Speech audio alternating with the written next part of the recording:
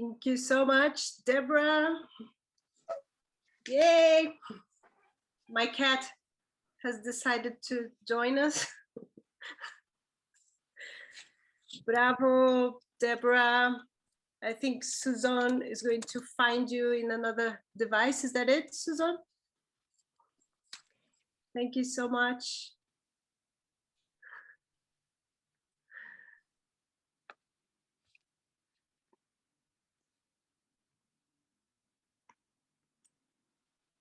Okay, we have a few minutes to so that you can ask questions or make some comments. You can put that on in the chat so that we can organize and talk a little bit with Deborah before our next event. So if you would like, you can share with us your thoughts, your questions. Deborah is changing devices. She will be here. Okay. Immediately. 1 minute. She's arriving. Yeah, I admitted her.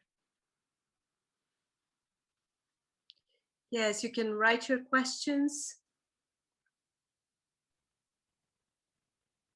Yes, it was live. I can answer that, but I think Deborah is coming and she can answer. All the activities, all the performances on the festival are being done live. Hello.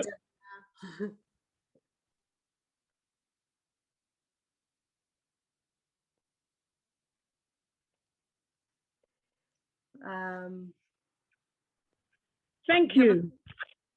Thank you. Thank you so much. I'm just checking. Yeah, I think Corenza, many comments congratulating you and bravo. What's the question? Were the objects made for this, or were they found objects? Corenza is asking.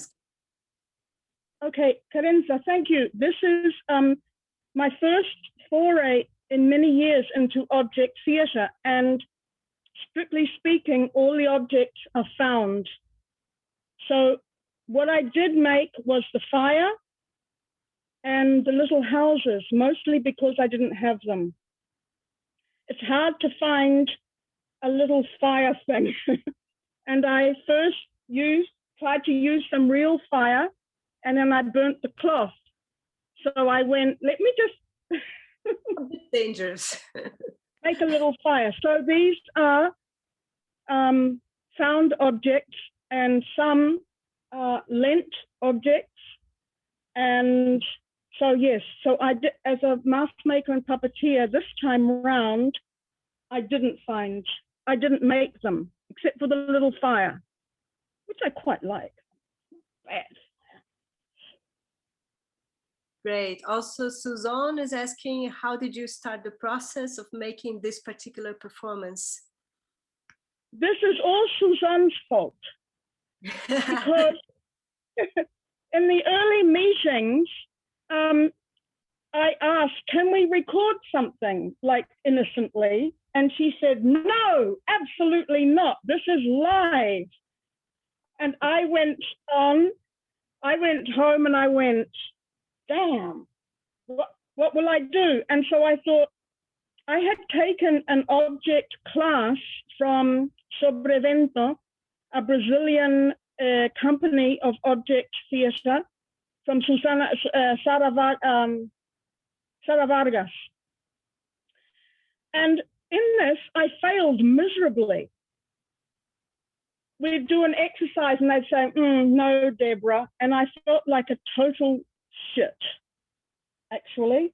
And then, so I suddenly went, you know what, I'm going to revisit this and I'm going to try my best. And I got out my object and I thought I would like to do it in a black box thing, and I will make objects, and I will have objects of wood. So it was just a slow process of adding and eliminating and looking and trying to find things that would work and that could be seen in this small rectangle. And, you know, to me, it is actually a work in progress still, very much. Yeah, but that's about how you create this atmosphere, because we only see a bit of your skin, and you create some kind of depth with the objects, and the perspectives change, even if we're just seeing a small square or rectangle, but it's a different kind of sense to me. It also reminds me of a little bit, tiny bit of the effect of Teatro Lambe Lambe, of the cajas mágicas, the magic boxes, where you look through a very small, one person might look through a small hole into a box and there is a whole small world. And so, not that this is like that, but it's a little bit like that because it's a little tiny, it has little parameters. I felt like an elephant. Like I'd have to constantly be saying, relax your wrist, Deborah, because it's like I'm going to knock something over. I felt huge in this little tiny space. I am a bit huge, but anyway. Oh, but it's great. You're grand. Also, Marianne is asking, is there a time lapse when objects suddenly appear as if by magic?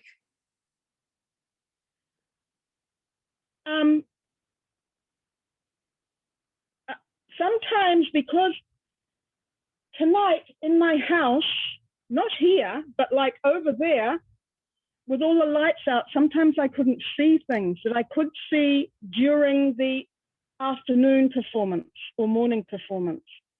So there was a little lag. I don't know. I'm glad things appeared magically, because for me it was, where are the soldiers? Soldiers, where are the soldiers?